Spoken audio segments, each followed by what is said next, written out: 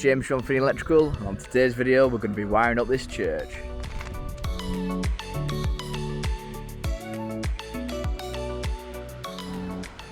Right, so we'll get into the job then. It's quite a big project, so that's going to go over quite a few number of weeks. So we've got this massive kind of hall here with a few side rooms. So this is what we're kind of dealing with. There's a few storerooms at the back. And what we're working on today is all this section here. So we've got lights to go in here, there's a few sockets dotted about. Little office to wire up here.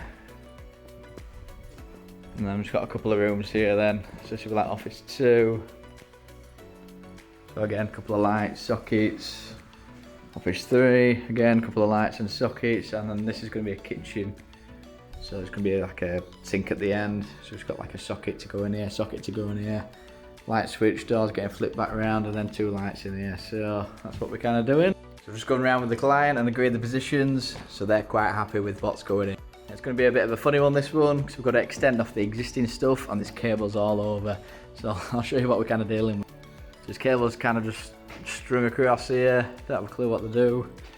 Also they go up and just disappear through the trunking through the ceiling. So we're going to have to somehow tidy all that up, because you're going to see that afterwards, aren't you? So all the cables have to be either in a zone, in the wall. So there's a lot to try and figure out. So with commercial works, you've like something like this, like a building project, you really got to spend quite a bit of time identifying what's going what. So you can't just dive straight into it. You got to obviously identify what cable it is, see where it's fed from the fuse box, and then see if it's like RCD protected, stuff like that. So it's quite a bit of investigation work. So you also got to see what else is going on in the building. So like they only want me to do this section at the moment and the offices.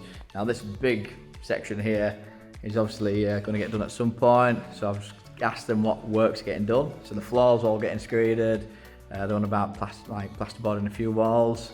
So I said to them, look, you don't want to do the work twice. You don't want to plasterboard it and then we've got to chop into it again for cables. So it's just really kind of having a chat with the client and seeing how things work schedule-wise. So what we're going to do is get the roots in first. So what we'll do is chop out the boxes that we've drawn out already. So there's quite a few going in. So we're going to get these chopped out then. So we'll chop out the single, which will be the data outlet, and chop out this double, which will be the double socket. So I'll chop them out, chase up here, and then we can basically pop this insulation out and run the cables through to where we need to. So what we're going to do is get the roots in first. We'll chop those out. There's quite a few in here. Chop there. There's a few bits over there, over here, on that pillar, and on that pillar. But yeah, so we'll get all this bit done, and then we'll kind of show you how we've got to. So we've got this room to do. We've got, have a look, this has been half plastered, there's like a socket going in, so we'll chop that out, get the cables hanging out where they need to go. Sockets, some sockets we're going to leave just curled up in the stud work. Sockets get chopped in down there, like the switches, stuff like that. That'll be that room. And this room is, again, socket, single socket, well not single socket, but a data outlet there. And that to chop in. So I think we'll get all those chopped in and then we'll talk about the wiring next.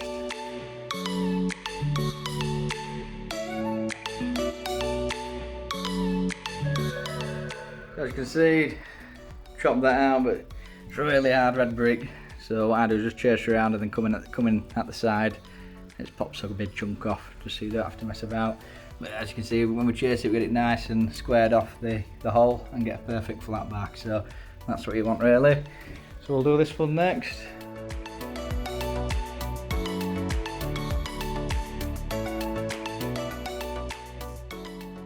Well that took ages flipping it. So we got these on, so we've got them cut to the depth. So it just takes ages. It's really hard brick. It was sparking and everything, so a bit of a nightmare. So at least we've got these roots in. So now it's going to move on to wiring it up. So I've got Scott here today. So the way the sockets are wired, it wires from the fuse box to every point and back.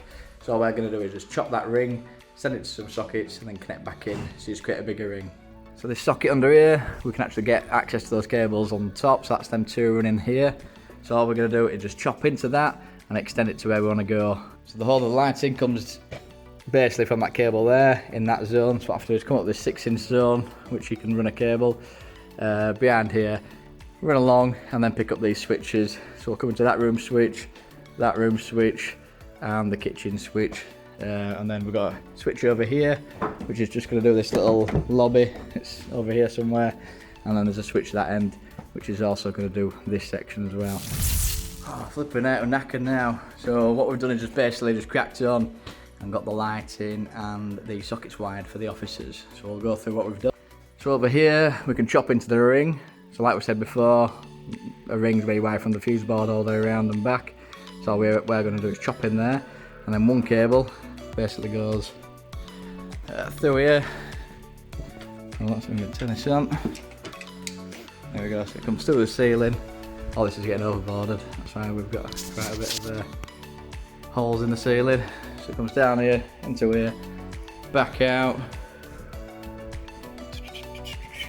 Picks up this socket here, back through, picks that socket up there, back through, picks that socket up there, back through, this socket here, then back to here, and then from here it goes all the way back then to this point here where it's going to connect back into the ring.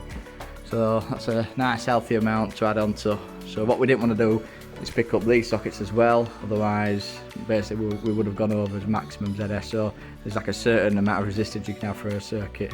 So what we'll do to power these sockets up is the extra circuits that we found earlier. So the ones curled up there, we'll basically extend onto them, extend the ring and pick up these on these pillars. And coming on to lighting then, so what we've done, like we saw earlier, we've got the feed coming in the corner down there, so we just come up the corner, come along and then just done feeds to switches. So come along here, through, down to this switch. So there'll be 3 cables, so it's feed in, feed out to your next room, and then switch wire to here, from here to here, from here all the way around to that light, and then from here to here. So that's this room wired. And through to here, what have we done?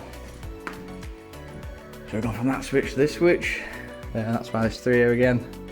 So feed in, and then from here we've gone to this light, and that light, and then we've gone from this switch to that switch there, and again from here to pick up those 2 office lights, and then from that switch we've gone to this switch here, which picks up these 2. But we've also done a feed out just to over here, just in case we need a neutral at the switch to power penny lights. That's what's done down here for today. So tomorrow what we'll do is just get this entrance wired up, the lights, the kind of lobby light wired up, so there's 6 lights to go in there, 2 in here, and the switching. So what the customer wants is some 2-way switching in. So they want to be able to come in, switch on a switch over there, and it'll do this area. They want to come over here and flick it so it does that area as well as this area here. But they also want to eventually be able to switch on the lights in this room.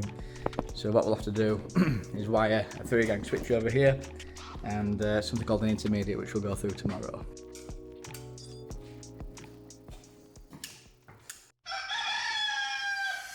So we're back down here today. So what we'll do is get that long section wired and then get them boxes chopped in. This door is so weird. So every time I come through I thought it was like a security bell or like a little door chime.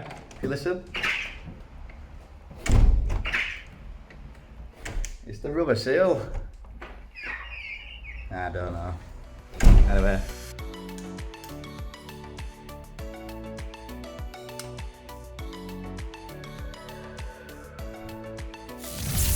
The next little job is to actually get the boxes fixed. So I didn't have any boxes yesterday. So there's metal box that sits in the wall, so the actual accessory can screw back like the switch or socket.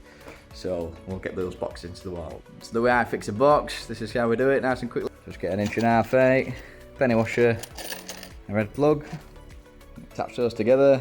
I'm just going to knock out the knockouts for the box, knock out your cable entry, and you just offer up your box using the extended lines as like a guide, and you can drill anywhere in that 20mm hole.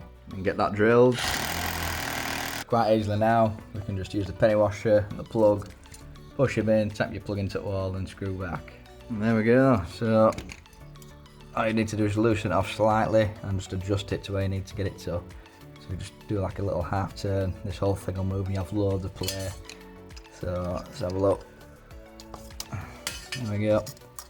You can move it to wherever you want, nice and easy. So perfect way of doing it. So we'll get these boxes fixed now. So all I need to do is use a level, make sure it goes to this eyelet and that eyelet and it's perfectly level, and then those eyelets run through the sockets eyelet, and then you know that the data outlet is going to be perfectly in line and level to the socket.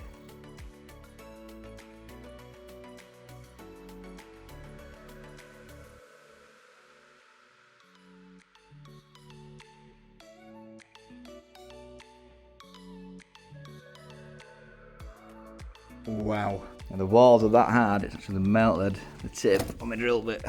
It's just flat now. So there we go, that's how we kind of fix boxes using this penny washer method. So it just gives you loads of options to actually fix the box, and you've got loads of tolerance to move it to get these perfectly in line. So these lugs perfectly line up. This was a nightmare to fix because all the back of the brick as you were drilling it just pushed into the cavity. So this is really hard brick to drill into. It basically melted the chisel bit when we were chopping it out. So what we've had to do, there's a nice straight brick line on there. So what we've done is just come in at a 45-degree angle with some fat 2-inch 10s, and that's just made sure it's perfectly secure. So we've also got these cables clipped up as well. So we've got the boxes in, obviously the cables clipped up, you've seen that earlier. So we've got these channels chased in, boxes in, that's for a data point obviously. Again, cables clipped in. Run out of penny washers, we'll have to get them when we're next here. What else we done? Got these chopped in, chased in. The walls are that hard, it's taken about an hour chase. So usually it's about 20 minutes max just to kind of chop it out, get your box fixed, chase up. Yeah, a bit of a nightmare really. And like I said, run out of penny washers, we can't fix those back. But yeah, this section here took an hour, you know what I mean? It's just ridiculous. Yeah, so it's not been an easy one really. That's us done down here for today. So when we come back, we'll be wiring up for the pillar sockets, the lighting and the data outlets. So if you've got any questions about commercial installations or pricing, then just comment or DM me below. So if you like this kind of content, hit the like button, hit subscribe, hit the little bell notification so you know when we next upload. As always, have a good one from me, and I'll see you on the next one.